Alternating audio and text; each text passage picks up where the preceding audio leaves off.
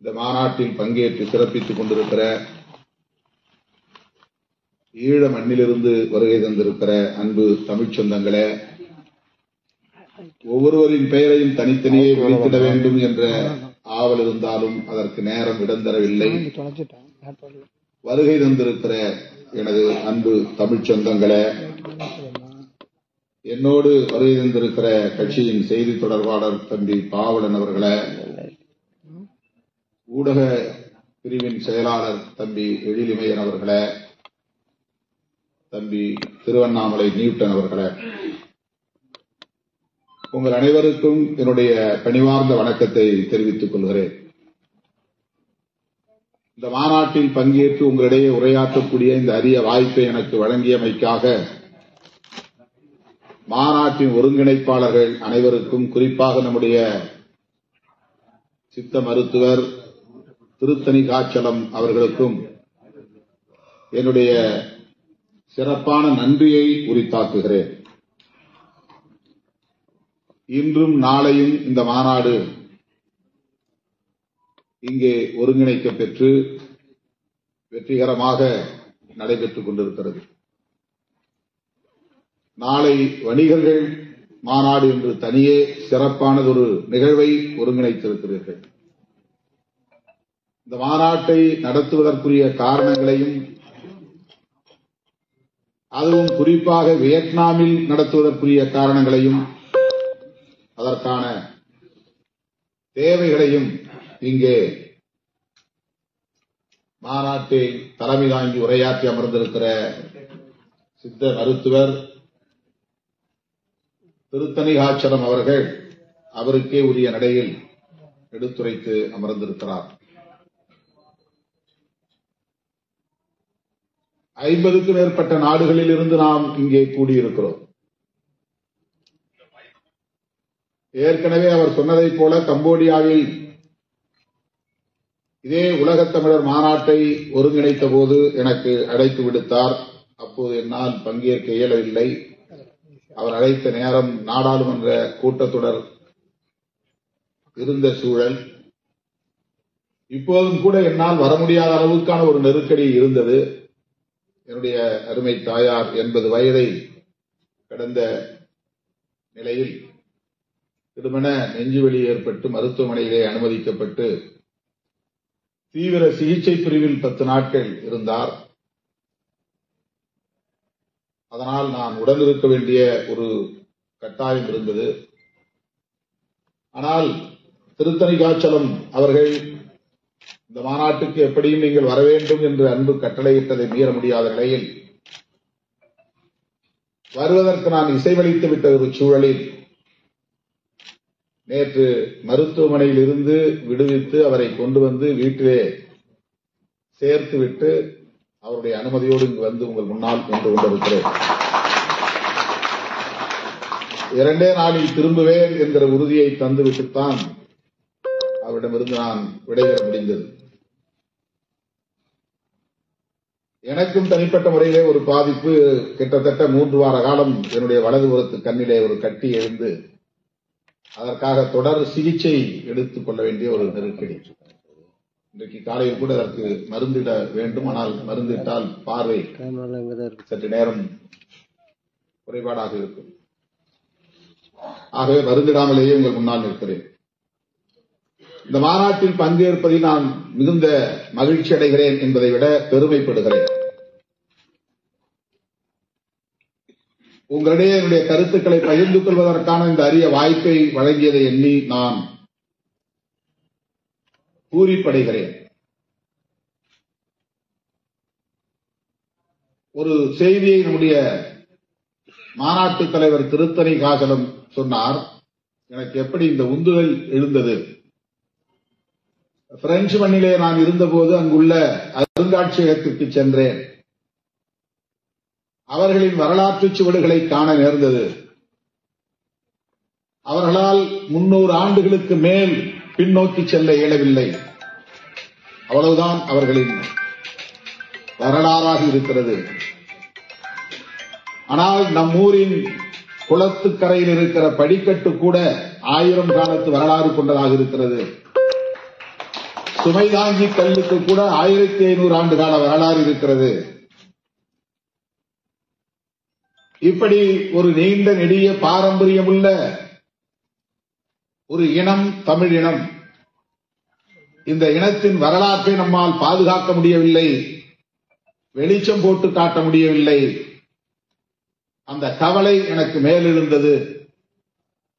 அந்த அடிப்படையில் தான்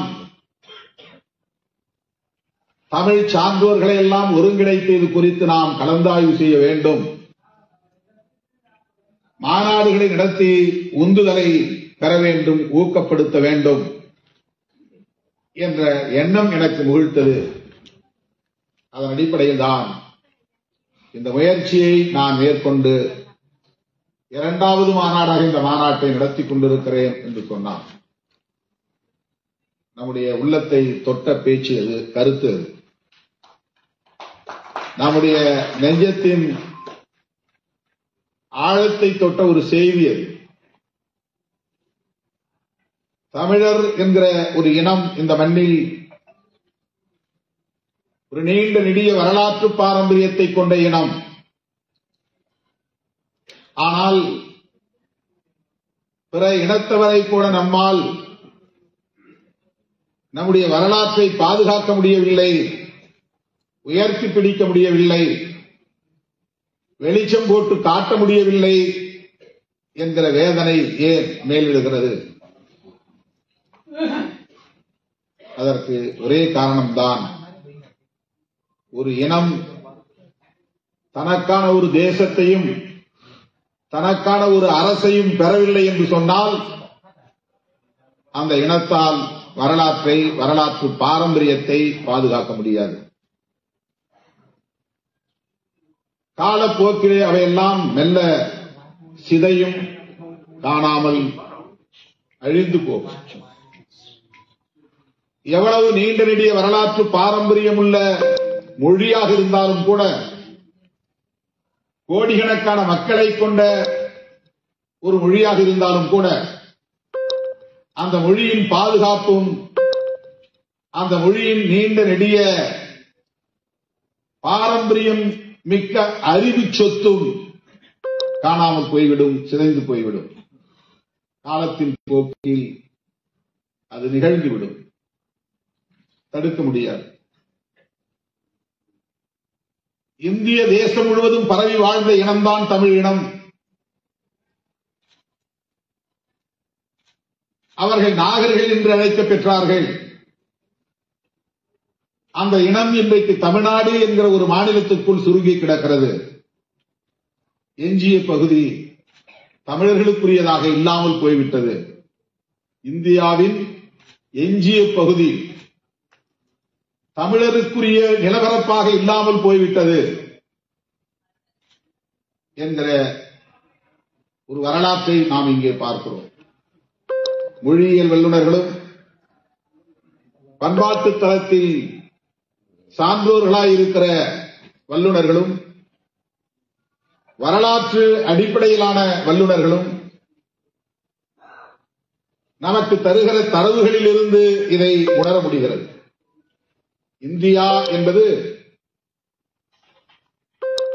இன்றைக்கு தமிழர்களின் நிலப்பரப்பாக இல்லை, தேசமாக இல்லை. தமிழ்நாடு என்கிற ஒரு மாநிலமாக சுருங்கிவிட்டது. அதற்கு என்ன காரணம்? ஒரு காலத்தில் நாம் ஆட்சி பீடத்தில் இருந்திருக்கலாம், இப்போது இல்லை. இடையிலேயே ஏற்பட்ட வீழ்ச்சி. பெருமதிப்பிற்குரிய பேராசிரியர் ரவி அவர்கள் இங்கே மிகச் சிறப்பான ஒரு உரையை நிகழ்த்தினார். வரலாற்று சுவடுகளை சான்றுகளாக காட்டினார். அவர் சேகரித்து வைத்திருக்கிற, திரட்டி வைத்திருக்கிற ஒவ்வொன்றையும் காட்டி முடிப்பதற்கு இரவு ஆகிவிடும் என்று ஒரு தோழர் வந்து என்னிடத்திலே சொன்னார். அவ்வளவு திரட்டி வைத்திருக்கிறார் என்று. செப்பேடுகளும் நாணயங்களும் கல்வெட்டுகளும் பானை ஓடுகளின் மூலம் கிடைக்கிற தரவுகளும் ஆதிச்சநல்லூர் கீழடி போன்ற அகழாய்வுகளின் மூலம் கிடைக்கிற ஆதாரங்களும் நம்முடைய வரலாற்றை பறைசாற்றிக் கொண்டிருக்கின்றன. ஆனால் அதிலே இன்னொரு உண்மையும் இருக்கிறது. இவையெல்லாம் நம்முடைய வரலாறு புதைந்து கிடந்திருக்கிறது, புதைந்திருக்கின்றன என்பதையும் காட்டுகிறது. நம்முடைய வரலாறு எப்படி ஆதிச்சநல்லூரில் புதைந்தது, நம்முடைய வரலாறு எப்படி கீழடியிலே புதைந்தது, நம்முடைய வரலாறு எப்படி சிந்து சமவெளியிலே புதைந்து போனது, கொடுமணலில் புதைந்து போனது. இயற்கை பேரிடரால் நிகழ்ந்த ஒன்றா இது? ஆதிச்சநல்லூரில் புதைந்து போனதும், கொடுமணலில் புதைந்து போனதும், கீழடியிலே புதைந்து கிடப்பதும், இன்னும் இது போன்ற அகழாய்வுகளின் மூலம் நாம் கண்டறியக்கூடிய இந்த தரவுகள் எல்லாம் மண்ணுக்கடியிலே புதைந்து போனதற்கு இயற்கை பேரிடர்களா காரணம்? இந்த இனம் வீழ்த்தப்பட்டது என்பதற்கான சான்றுகள். பகைவர்களால் சிதைக்கப்பட்டிருக்கிறோம் என்பதற்கான சான்றுகள். நம்முடைய வரலாறு மண்மூடி போய் இருக்கின்றன நம்முடைய பலவீனத்தால். எப்படி நாம் பலவீனப்பட்டோம், வலுவிழந்தோம்? ஆட்சி அதிகார பீடத்தில் இருந்தவர்கள் எப்படி வீழ்ந்து போனார்கள்? வியட்நாம் வரையில் வந்து இங்கே ஆட்சி அதிகார பீடத்தை கைப்பற்றியவர்களால் தென்கிழக்காசிய நாடுகள் முழுவதும் ராஜேந்திர சோழனால் ஆட்சி செய்ய முடிந்த நிலையில், இலங்கை முழுவதும் சோழர் ஆட்சி நடந்திருந்த சூழலில் இவையெல்லாம் எப்படி பறிபோயின, எப்படி வீழ்ந்தன, எப்படி சிதைந்தன? இதை கண்டறிவதில்தான் நம்முடைய வெற்றி அடங்கியிருக்கிறது. எந்த ஒரு ஆட்சியும் தொடர்ந்து நீடித்து நிலைத்து நிற்க முடியாது. ஒரு எழுச்சி இருந்தால் ஒரு வீழ்ச்சி இருக்கும், ஒரு உயர்வு இருந்தால் ஒரு தாழ்வு இருக்கும். அது தவிர்க்க முடியாதது. அது இயற்கையின் இயங்கியல் விதி. இயங்கியல் விதி. அப்படி இயங்கியல் விதிதான் என்றாலும் கூட அது எப்படி நிகழ்ந்தது என்பதற்கான வரலாறு இருக்கிறது. தமிழன் இன்றைக்கு ஒற்றுமையாக இல்லை என்று நாம் கருதுகிறோம். வரலாறு நெடுகிலும் அப்படித்தான் அவன் இருந்திருக்கிறான். பாண்டியனின் சுவடுகளை சோழன் சிதைத்திருக்கிறான், சோழனின் சுவடுகளை பாண்டியன் சிதைத்திருக்கிறான். பாண்டியனும் சோழனும் மாறி மாறி பகை கொண்டு ஒருவருக்கொருவர் மோதிக்கொண்டதில் சிதைந்து போனவைதான் ஆதிச்சநல்லூர், கொடுமணல், கீழடி போன்றவையெல்லாம். சோழ மன்னர்கள் கட்டி எழுப்பிய கோட்டைகள் எங்கே போயின? ஏன் சோழ தேசத்தில் ஒரு கோட்டையை கூட நம்மால் பார்க்க முடியவில்லை? பாண்டிய மன்னர்கள் கட்டி ஆண்ட கோட்டைகள் எங்கே போயின? அந்த மன்னர்கள் கோட்டை கட்டி ஆண்டார்கள் என்று வரலாற்றில் படிக்கிறோம் அல்லவா? பாண்டியனின் கோட்டை எங்கே? சோழனின் கோட்டை எங்கே? கேரள மண்ணில் சேரன் ஆண்டான் என்பதற்கான சான்றுகள், சுவடுகள் ஏதேனும் உண்டா? இவற்றையெல்லாம் அழித்தவர்கள் யார்?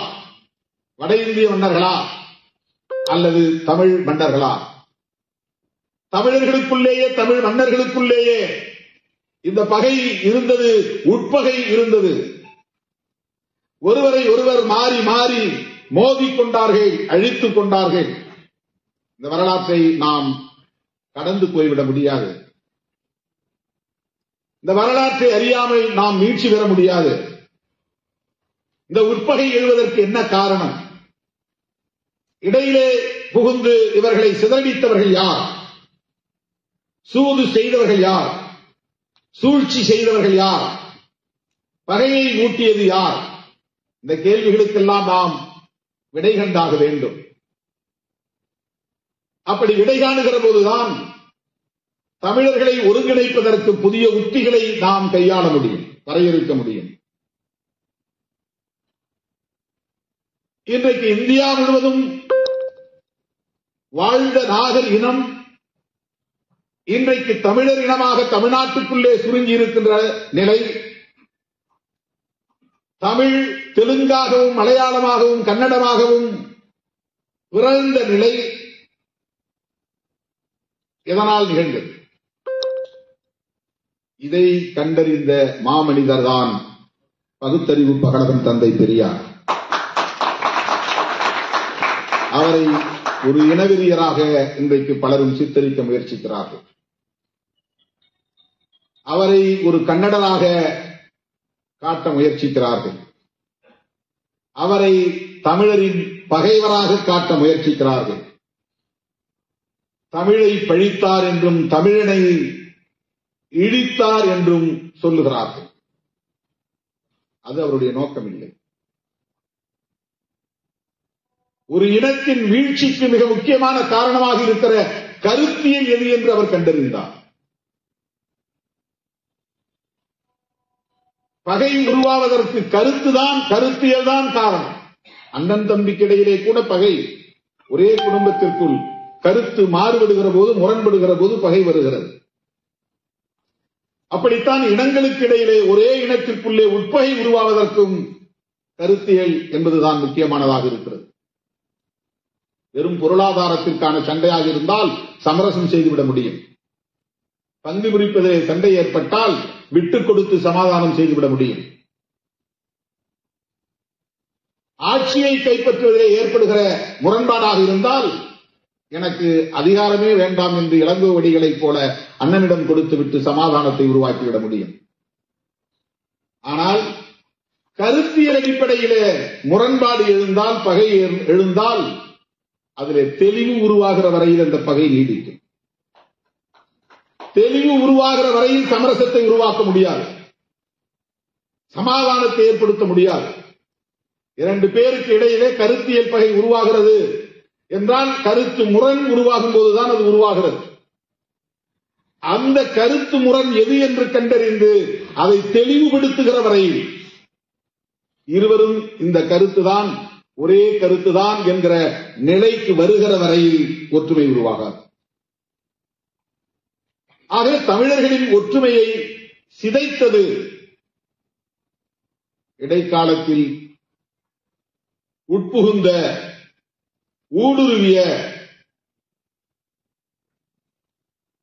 சமத்துவ கருத்தியலுக்கு எதிரான கருத்தியல் என்பதை உணர்ந்தார் பெரியார். அதிலிருந்து உருவான சொல்லாடல் தான் திராவிடம் என்பது. திராவிடம் என்பது வெறும் மொழி இனம் அடையாளத்தை குறிக்கிற ஒன்றல்ல, கருத்தியல் அடையாளம் என்பதை நாம் அடிக்கோடிட வேண்டும். அது கருத்தியல் அடையாளம், அதுதான் மிக முக்கியமானது. அது நிலவரப்புக்கான அடையாளம் அல்ல. நிலவரப்புக்கான அடையாளம் என்றால் இல்லை என்றுதான் பதில் வரும். அப்படி ஒரு நிலவரப்பு கிடையாது. அது ஒரு இனத்திற்கான அடையாளம் என்று சொன்னால் அதற்கு விடை கிடைக்காது. ஏனென்றால் திராவிட இனம் என்ற தேசிய இனம் இல்லை, மரபினம் இருக்கிறது. மரபினம் என்பது வேறு, தேசிய இனம் என்பது வேறு.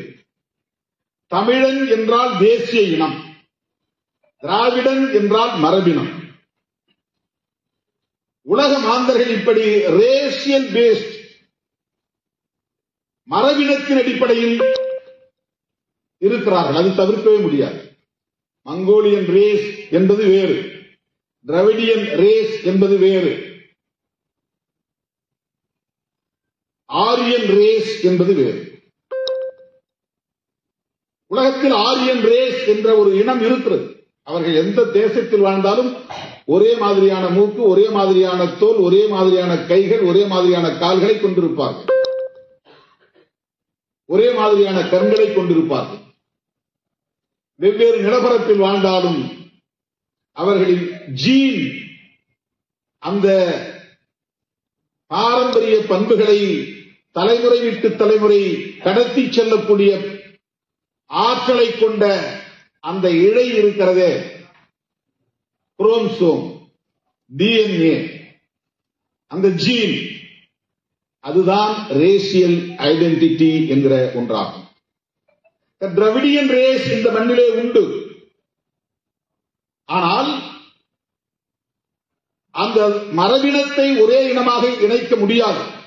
உலகத்தில் எந்த மரபினத்தையும் நாம் அனைவரும் ஒரே இனம் என்று இணைக்க முடியாது. ஆனால் தேசிய இனத்தை இணைக்க முடியும். அதனால்தான் உலகத்தில் இன்றைக்கு எல்லோரும் தேசிய இனத்தின் அடிப்படையில் தேசத்தை கோருகிற முழக்கங்கள் எழுகின்றன. தேசிய இனம் என்கிற முழக்கம். தமிழர்கள் ஒரு தேசிய இனம், தேசிய இனத்திற்கான ஒரு தேசம் தேவை. தேசம் இருந்தால்தான் தேசியம் என்கிற கருத்தியலும் உருவாகும், தேசிய இனம் என்கிற கருத்தியலும் உருவாகும். ஆக தமிழன் என்கிற ஒரு தேசிய இனம் உண்டு, ஆனால் தேசம் இல்லை.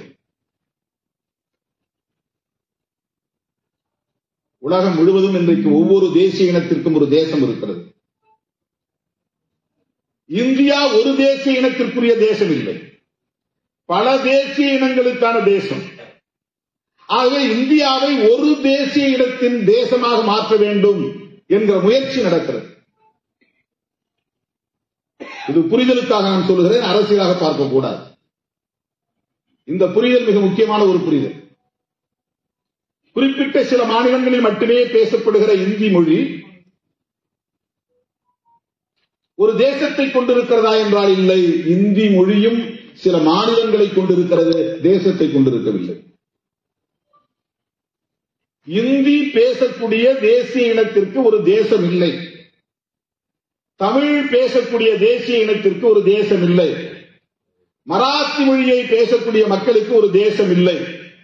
இப்படி இந்தியாவில் பல மொழிகளை பேசக்கூடிய தேசிய இனங்களுக்கு தனித்தனியான தேசிய இனம் இல்லை. அப்படி விரும்பினால் இந்தியா சிதறண்டு தனித்தனி தேசிய இனங்கள் தேசங்கள் உருவாகிவிடும். அப்படி உருவாகக்கூடாது. இந்தியா ஒரே தேசமாக இருக்க வேண்டும், ஆனால் அது ஒரு மொழியை பேசுகிற தேசமாக மாற வேண்டும். இதுதான் சிலரின் முயற்சியாக இருக்கிறது. இந்த முயற்சியின் விளைவாகத்தான் ஒரே இந்தியா என்கிற முழக்கமும் ஒரே மொழி என்கிற முழக்கமும் உருவாகிறது. இன்னும் குறிப்பாக சொல்ல வேண்டுமானால், இந்தி பேசக்கூடிய ஒரு தேசமாக இந்த தேசம் மாற வேண்டும். 100 ஆண்டுகளுக்கு பிறகு இந்தியா என்பது இந்தி பேசும் இனத்தின் தேசம் என்கிற நிலையை ஏற்படுத்த வேண்டும்.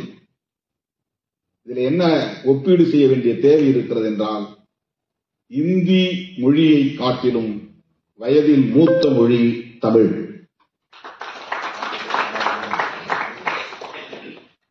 தமிழ் பேசுகிற மக்கள் ஒரு தேசிய இனமாக வளர்ந்திருக்கிறார்கள் என்பதற்கான ஒரு சான்றுதான் சிந்து சமவெளி நாகரிகம், அரப்பா நாகரிகம், கீழடி நாகரிகம், ஆதிச்சநல்லூர் நாகரிகம்.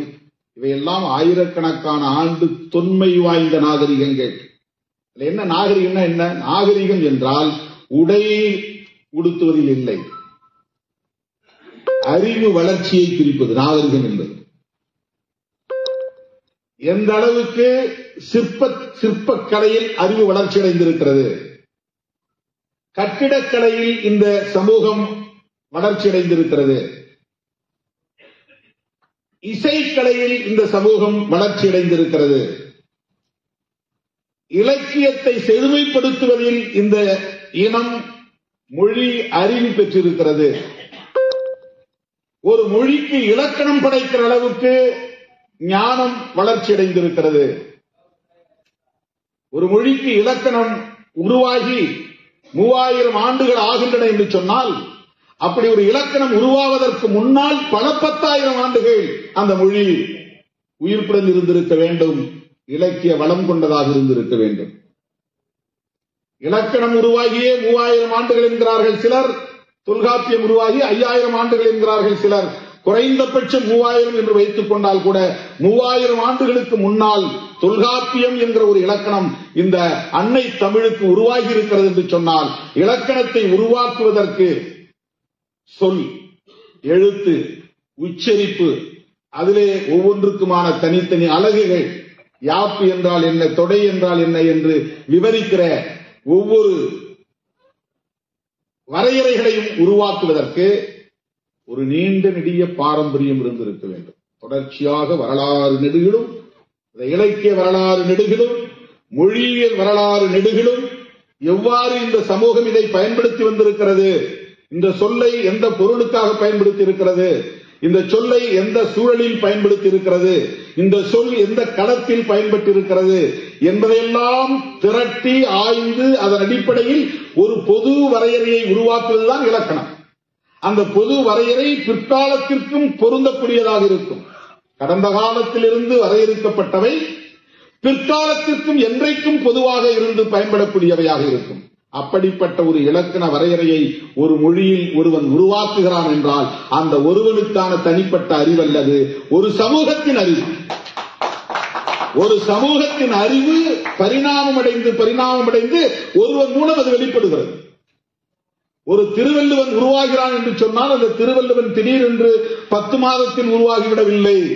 அந்த திருவள்ளுவனின் மூளையில் உருவான அறிவு செல்வம் என்பது அவனுடைய முன்னோரின் வழியாக தலைமுறையாக கடத்தி வரப்பட்டு செழுமையடைந்த அறிவு செல்வம். அவனுடைய பெற்றோர், அவனுடைய முப்பாட்டன், அவனுடைய முப்பாட்டனுக்கு முப்பாட்டன் என்று பாரம்பரியமாக ஜெனிட்டிக்கல், அந்த பாரம்பரியமாக வழியாக தலைமுறையாக வந்ததன் விளைவாகத்தான் ஒரு திருவள்ளுவன் தோன்றுகிறான். ஒரு திருவள்ளுவன் 2000 ஆண்டுகளுக்கு முன்னால் தோன்றியிருக்கிறான் என்றால் அந்த திருவள்ளுவனுக்கு முன்னால் பல ஆயிரம் ஆண்டுகளுக்கு முன்னால் அவனுடைய முன்னோர் அறிவார்ந்தவர்களாக இருந்திருக்கிறார்கள். அந்த முன்னோர் நம்முடைய முன்னோர் தமிழர். அந்த பெருமை நமக்கு இருக்கிறது. இந்த அறிவு சொத்தை பாதுகாப்பதற்குத்தான் தமிழ் வாழ வேண்டும், தமிழன் வாழ வேண்டும். இது வெறும் மொழி உணர்ச்சிக்காக, இன உணர்ச்சிக்காக. மொழினா என்ன? ஒரு கம்யூனிகேஷன், அவ்வளவுதான், ஒரு தகவல் தொடர்பு. இது ரொம்ப அற்பமான ஒரு விளக்கம். அது அப்படி அல்ல. மொழி என்பது ஒரு சமூகத்தின் நீண்ட நெடிய உழைப்பின் விளைச்சல், அறிவின் விளைச்சல், அறிவின் அடையாளம், வரலாற்றின் அடையாளம், பண்பாட்டின் அடையாளம். மொழி என்பது வெறும் தகவல் தொடர்புக்கான ஒரு கருவி அல்ல. மொழி என்பது உழைப்பின் விளைச்சல், பண்பாட்டின் விளைச்சல். அது அழிந்து போகக்கூடாது. இன்றைக்கு நாம் போய் வியந்து பார்க்கிறோம், எப்படி தஞ்சை பெரிய கோயில் கட்டினான். தஞ்சை பெரிய கோயில் கட்டுவதற்குரிய ஞானம் அவனுக்கு இருந்ததே, அந்த ஞானம் உடைய சமூகம் இந்த சமூகம் என்பதை பாதுகாக்க வேண்டும். கல்லணைக்கு முன்னால் போய் நின்று பார்க்கிறோம், எப்படி கல்லணையை கட்டினான். 1000 ஆண்டுகளுக்கு மேலாகவும் எந்த சேதமும் இல்லாமல் இருக்கிறதே. இந்த நீர்ப்பாசன மேலாண்மை என்கிற அறிவு அவனுக்கு எப்படி வந்தது? ஆற்றின் குறுக்கே அணை கட்ட முடியும் என்கிற துணிச்சல் எப்படி வந்தது? அணை கட்டி அந்த நீரை மடைமாற்றம் செய்து ஒவ்வொரு வயலுக்காகவும் அதை கொண்டு போய் சேர்க்க முடியும். ஆயிரக்கணக்கான ஏக்கர்களில் பாய்ச்ச முடியும். அதன் மூலம் நல்ல விளைச்சலை அறுவடை செய்ய முடியும் என்கிற ஞானம் இருக்கிறது. அந்த ஞான செல்வத்தை பாதுகாப்பதற்குத்தான் மொழி வாழ வேண்டும், இனம் வாழ வேண்டும் என்று. வரலாறு என்பது, பண்பாடு என்பது அறிவு சொத்துக்கானது, இன்டலெக்சுவல் ப்ராப்பர்ட்டி. என்னுடைய இனத்திற்கு ஓவியத்தில், சிற்பத்தில், கட்டிடத்தில், இசையில், இலக்கியத்தில் என்று எல்லா துறைகளிலும், மருத்துவத்தில் இவனுக்கு மிகப்பெரிய ஞானம் இருந்திருக்கிறது. தத்துவத்திலும் மிகப்பெரிய ஞானம் இருந்திருக்கிறது. மார்க்ஸ் சொன்ன தத்துவத்தை 2500 ஆண்டுகளுக்கு முன்னால் புத்தர் சொல்லியிருக்கிறார். புத்தர் சொன்ன தத்துவத்தை ஐயன் திருவள்ளுவர் சொல்லியிருக்கிறார். ஐயன் திருவள்ளுவர் சொன்ன தத்துவத்தை கணியன் பூங்குன்றனார் சொல்லுகிறார். யாதும் ஊரே யாவரும் கேளீர். நாம ஏன் சாதி, ஏன் மதம், என்னுடைய மொழி அப்படிங்கிற ஒரு உணர்ச்சிகளை மட்டும் கையில் பிடித்துக் கொண்டு உட்பகையை வளர்க்கிறோம். உட்பகை வளர்வதற்கு இவையெல்லாம் காரணங்களாக இருக்கின்றன. மதம் என்று சொன்னால் தமிழனாய் இணைய முடியாது. சாதி என்று சொன்னால் தமிழனாய் இணைய முடியாது. இந்த வரம்புகளை கடந்து ஒருவன் சிந்திக்கிறான். யாதும் ஊரே, வியட்நாமும் என் ஊர்தான், கம்போடியாவும் என் ஊர்தான், அமெரிக்காவும் என் ஊர்தான், கனடாவும் என் ஊர்தான். தேசத்தின் பெயரால் கூட பாகுபாடு கூடாது. யாதும் ஊரே யாவரும் கேளீர், எல்லோரும் என் உறவினர் தான். இந்த சிந்தனை தத்துவார்த்தத்தின் அடிப்படையில் எவ்வளவு உயர்ந்த சிந்தனை என்பதை எண்ணி பார்க்க வேண்டும்.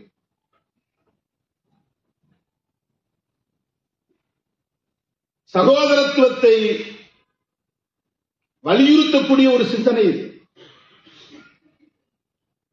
மனிதகுலம் சகோதரத்துவத்தை கொண்டாட வேண்டும், அதை வளர்த்தெடுக்க வேண்டும் என்கிற பார்வை, பரந்த பார்வை.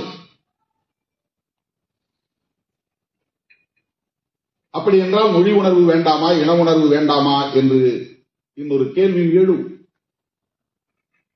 அது வெறும் மொழி உணர்வாக இன உணர்வாக இருந்தால் பயன் தராது. அது ஒரு சமத்துவத்திற்கானதாக, சகோதரத்துவத்திற்கானதாக, நீண்ட நெடிய வரலாற்று பாரம்பரியத்தை பாதுகாப்பதற்கான வெறுப்பு அரசியலுக்கு இடம் தராத பார்வை கொண்டதாக இருக்க வேண்டும். அதுதான் முக்கியமானது. எந்த மொழி மீதும் வெறுப்பு கூடாது, எந்த மதத்தின் மீதும் வெறுப்பு கூடாது. நம்மீதான ஆதிக்கத்தை அனுமதிக்க கூடாது. நம்முடைய பாரம்பரியத்தை சிதைப்பதாக அது இருக்கக்கூடாது. நம்முடைய தனித்துவத்தை சிதைப்பதாக அது இருக்கக்கூடாது. நம்முடைய தற்காப்பை அச்சுறுத்துவதாக இருக்கக்கூடாது. நம்முடைய அடையாளத்தை இழப்பதாக இருக்கக்கூடாது. அப்படி ஒரு இனம் தன்னுடைய அடையாளத்தை இழக்குமேயானால், தற்காப்பை இழக்குமேயானால், இந்த உலகின் போட்டிகள் நிறைந்த இந்த உலகில் இந்த இனம் இரண்டாம் தரமாக, மூன்றாம் தரமாக, நாலாம் தரமாக வீழ்த்தப்பட்டு, அடிமைப்படுத்தப்பட்டு, காலத்தால் அல்லலுறும் நிலை ஏற்படும், இழிவுக்குள்ளாகும் நிலை ஏற்படும், நாடோடிகளாய் திரியும் நிலை ஏற்படும். ஆகவே இந்த இனத்தின் நீண்ட நெடிய பாரம்பரியமிக்க அறிவு சொத்தை பாதுகாப்பதன் மூலம், தனித்துவத்தை பாதுகாப்பதன் மூலம் ஆட்சி அதிகாரத்தோடு தலைநிமிர்ந்து வாழ்கிற ஒரு பேரினமாக நிமிர வேண்டும் என்பதுதான் நம்முடைய வேட்கை. இந்த வேட்கை எந்த ஒரு இனத்தின் மீதான வெறுப்பையும் விதைக்கக்கூடாது.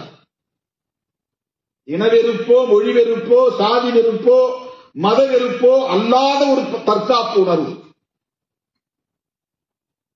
அடையாள பாரம்பரியத்தை பாதுகாப்பதற்கான ஒரு உணர்வு, அதுதான் தமிழ் தேசியமாக இருக்க முடியும். எனவேதான் பிரபாகரன் போன்றவர்கள் இந்த தேசிய இனத்திற்கு ஒரு தேசம் வேண்டும் என்ற கனவை கண்டார்கள். ஒரு தேசிய இனத்திற்கு ஒரு தேசம் இல்லை என்று சொன்னால் நம்முடைய திருத்தணிக்காச்சலம் அவர்களின் கவலை நீங்காது. நாம் ஒரு இனமாக வாழ விரும்பினாலும் காலப்போக்கில் அது மெல்ல சிதையும். நம் மீதான ஆதிக்கம் வலுப்பெறும். அது எந்த மொழியின் ஆதிக்கமோ, எந்த இனத்தின் ஆதிக்கமோ, எல்லா தளங்களிலும் நாம் வலுப்பெற வேண்டும். பொருளாதார தளங்களில், தகவல் தொடர்பு தளங்களில், அரசியல் தளங்களில் நம்மை வலிமைப்படுத்திக் கொள்ள வேண்டும். இந்த தேவையை அறிந்து கொள்வதற்கும், இதை பற்றிய ஆழமான புரிதலை பெறுவதற்கும் இத்தகைய மாநாடுகள் தேவைப்படுகிறது. இந்த தளங்களில் ஆய்ந்து மிக சிறப்பான முறையிலே வல்லுநர்களாக விளங்குகிற ஆன்றோர் சான்றோர்களை கொண்டு நாம் சில முன்னெடுப்புகளை செய்ய வேண்டியிருக்கிறது. எந்த சூழலிலும் அது வெறும் மொழி உணர்வாக, இன உணர்வாக எஞ்சிவிடக்கூடாது. அதுதான் முக்கியமானது. வெறும் அது ஒரு எமோஷன், அது வெறும் உணர்ச்சி நிரம்பியதாக இருந்துவிடக்கூடாது. நமக்கான அடையாளங்களை பாதுகாப்பதற்கு நம்முடைய அரசியல் மிக தவிர்க்க முடியாத ஒரு தேவை. உலகம் முழுவதும் ஒவ்வொரு தளங்களிலும் ஆற்றல் வாய்ந்த எத்தனையோ ஆளுமைகள் இருக்கிறார்கள். அந்த ஆளுமைகளை இணைத்துக் கொள்ள வேண்டிய ஒரு கட்டாயம் இருக்கிறது. சிதறி கிடந்த யூதர்கள் தொடர்ந்து போராடியதன் விளைவாக உலகம் முழுவதும் சிதறி கிடந்த யூதர்கள் பிறகு ஒருங்கிணைந்து தங்களுக்கான ஒரு தேசம் இல்லாத ஒரு நாட்டை உருவாக்கி கொண்டார்கள். இல்லவே இல்லை என்கிற ஒரு நிலை ஏற்பட்டது. ஆனால் ஒரு தேசம் உருவானது.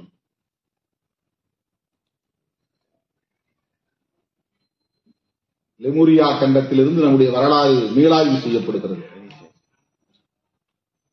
இன்னும் இந்த சிந்து சமவெளி நாகரிகத்தில் கண்டறியப்பட்ட கோட்டு எழுத்துக்களை படிக்க முடியவில்லை. அது என்ன என்று யாருக்கும் தெரியவில்லை. ஐயா அவர்கள் சொன்னார்கள், தொல்தமிழ் பிராமி எழுத்துக்கு முன்னால் இருந்த வடிவம், அதற்கு பிறகு கோட்டு எழுத்துக்கள், அதன் பிறகு சித்திரை எழுத்துக்கள், அதன் பிறகு வட்டெழுத்துக்கள், அதன் பிறகு இன்றைய எழுத்துக்கள் என்று தமிழே இத்தனை பரிணாமங்களை பெற்று வந்திருக்கிறது.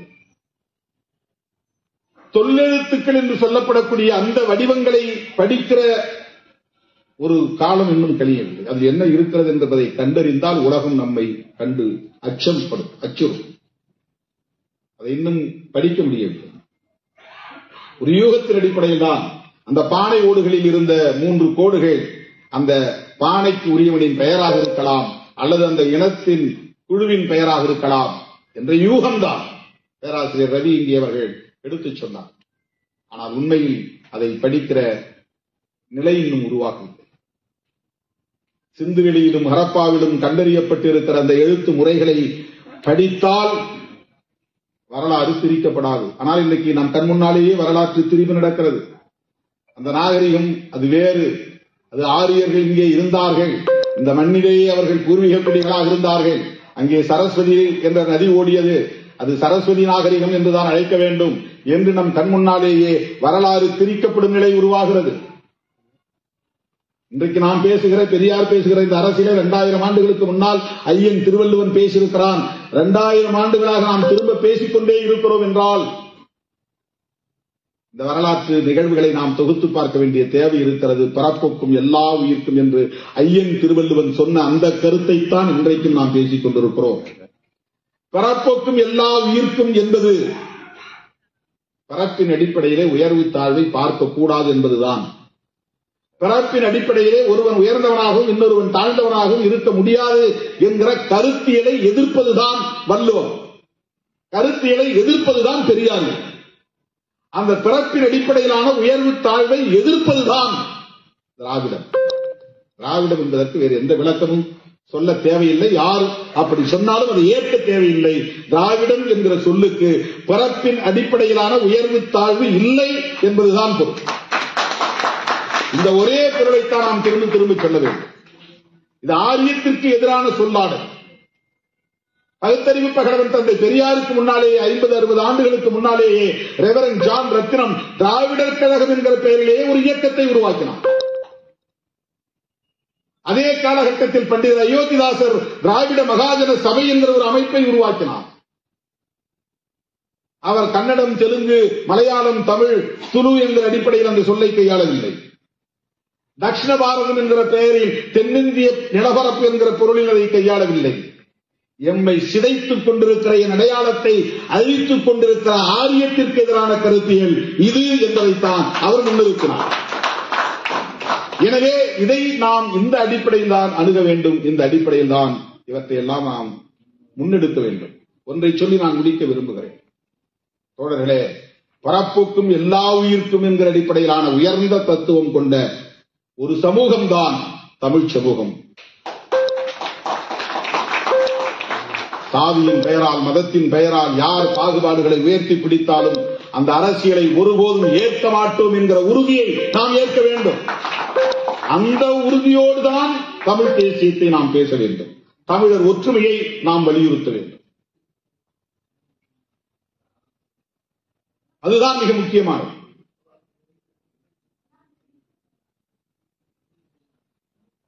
பெரியாருடைய அரசியலை பேசுவது திராவிடர் இயக்க அரசியல் என்று மட்டும் பார்த்துக் கொள்ளக்கூடாது. அதற்காக சொல்லுகிறேன். இது திமுக அரசியல் அல்லது திராவிட இயக்கங்களின் அரசியல் என்று பார்க்க வேண்டாம். தமிழர்களை சிதைக்கிற கருத்தியலுக்கு எதிரானது. அதை நாம் கட்டி காப்பாற்ற வேண்டிய தேவை இருக்கிறது. ஒருபோதும் பெரியார் அரசியல் தமிழ் தேசியத்திற்கு எதிரானதல்ல, தமிழர்களுக்கு எதிரானதல்ல, தமிழ் மொழிக்கு எதிரானதல்ல, அந்த உள்நோக்கத்தோடு பேசப்பட்டதல்ல. அந்த உள்நோக்கத்தோடு தமிழையும் தமிழனையும் அவர் பழிக்கவில்லை. புராண குப்பைகள் நிறைந்ததாயிருக்கிறது என்கிற கவலையில் பேசினார். தமிழில் இன்னும் இன்னும் அறிவு செல்வங்கள், அறிவியல் செல்வங்கள் வந்து சேர வேண்டும் என்கிற எதிர்பார்ப்பில் பேசினார். உனக்கு அறிவு வேண்டும் என்றால் எந்த மொழியையும் நாடி செல், ஒரு மொழி பற்று என்கிற அடிப்படையிலே நீ முடங்கி போகாதே என்கிற கவலையில் சொன்னார். இந்தி படிக்க வேண்டாம், ஆங்கிலம் படிக்க வேண்டாம் என்று அவர் தடுக்கவில்லை. உலகில் எந்த மொழியிலும் எந்த ஞானம், எந்த செல்வம் இருந்தாலும் அத்தனை செல்வங்களையும் நீ தேடி படிக்க வேண்டும். மொழி பற்று என்கிற முறையிலே நீ ஒரே மூளைக்குள் முடங்கி போகாதே, ஒரு குழிக்குள் வீழ்ந்து விடாதே என்கிற அந்த சமூக பொறுப்புணர்வோடுதான் தந்தை பெரியார் மொழியையும் இனத்தையும் கண்டித்தார். இழித்து பேசவில்லை, பழித்து பேசவில்லை. தன் பிள்ளை ஒழுங்காக படிக்கவில்லை என்றால் சனியனே ஒழிந்து போ என்று பெற்றோர் திட்டுவதைப் போல் ஒரு தந்தையாய் இருந்து கண்டித்தார். அதுதான் அவருடைய பார்வை, அதுதான் அவருடைய அணுகுமுறை. அந்த பார்வை நமக்கு தேவை. நம் மொழியை இன்னும் இன்னும் மேம்படுத்த வேண்டும். நம் மொழியில் உள்ள செல்வங்களை இன்னும் வளப்படுத்த வேண்டும். இந்த இனத்தை இன்னும் இன்னும் பரப்போக்கும் எல்லா உயிர்க்கும் என்கிற கருத்தியல் கொண்ட ஒரு பேரினமாக வளர்த்தெடுக்க வேண்டும். சாதிப்பற்றும் மதப்பற்றும் தனிநபர்களின் உணர்வாக இருக்கட்டும், அந்த நம்பிக்கை தனிநபர்களின் நம்பிக்கையாக இருக்கட்டும். ஆனால் ஒரு தேசிய இனமாக எழுச்சி பெறுகிற போது இந்த உணர்வுகளுக்கு இடம் தராமல் இருப்பதுதான் இந்த இனத்தை மீட்கவும் பாதுகாக்கவும் வழிவகுக்கும் என்பதை சொல்லி இந்த வாய்ப்புக்கு நன்றி கூறி முடிக்கிறேன். நன்றி, வணக்கம்.